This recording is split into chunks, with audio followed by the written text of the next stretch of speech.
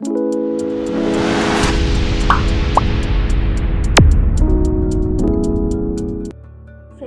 The Jio facts में आपका स्वागत है। दोस्तों, गोवा भारत का क्षेत्रफल के हिसाब से सबसे छोटा राज्य है और गोवा के बीच पूरी दुनिया में फेमस है।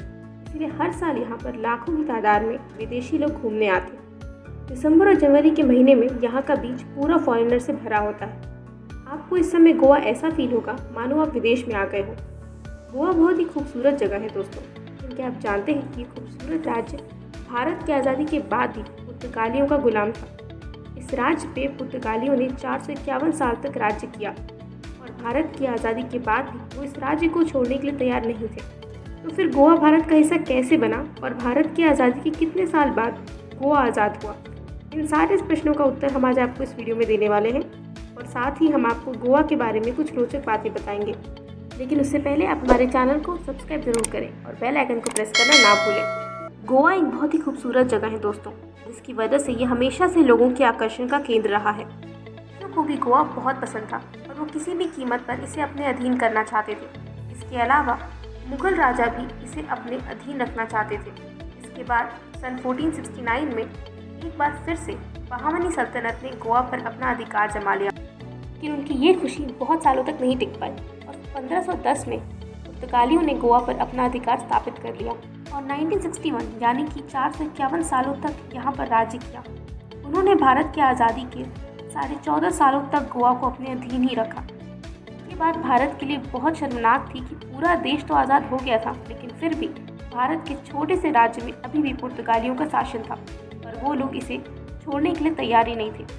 लेकिन गोवा के वासियों को आज़ाद भारत में सांस लेनी थी और गोवा को आज़ाद कराने में दो लोगों का बहुत बड़ा योगदान था, डॉक्टर राम मनोहर लोहिया और सरदार वल्लभ भाई पटेल।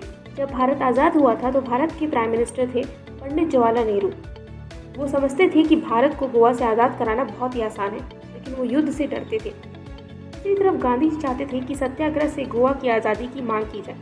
जब सन 1946 में बीमार डॉक्टर राम मनोहर लोहिया गोवा आए, उन्होंने देखा कि पुर्तगालियों की सरकार तो ब्रिटिशर से भी गई गुजरी है, नागरिकों पर बहुत अत्याचार करती है। तभी उन्होंने गोवा में आराम ना करते हुए 200 लोगों की सभा बुलाई, क्योंकि गोवा में किसी भी नागरिक सभा संबोधन का अधिकार नहीं था। इसीलिए राम मनोहर लोहिया को 2 साल की कैद कर दी गई, लेकिन बाद में जनता के आक्रोश के कारण उनको छोड़ दिया गया और 5 साल तक गोवा आने पर प्रतिबंध लगा दिया गया। सन 1954 में एक बार फिर से डॉक्टर राम मनोहर लोहिया ने गोवा को आज़ाद कराने के लिए आंदोलन चलाया।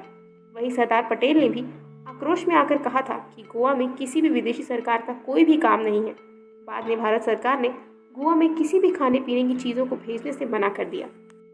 लेकिन पुर्तगालियों ने नीदरलैंड से आलू, पुर्तगाल से शराब और श्रीलंका से चाय का आयात करना शुरू कर दिया। सन 1955 में सत्याग्रह के दौरान पुर्तगालियों ने गोवा में 22 लोगों को मौत की घाट उतार दिया। इसके बाद सरदार वल्लभ भाई पटेल और अन्य नेताओं ने मिलकर पंडित जवाहरलाल नेहरू को युद्ध के लिए मनाया।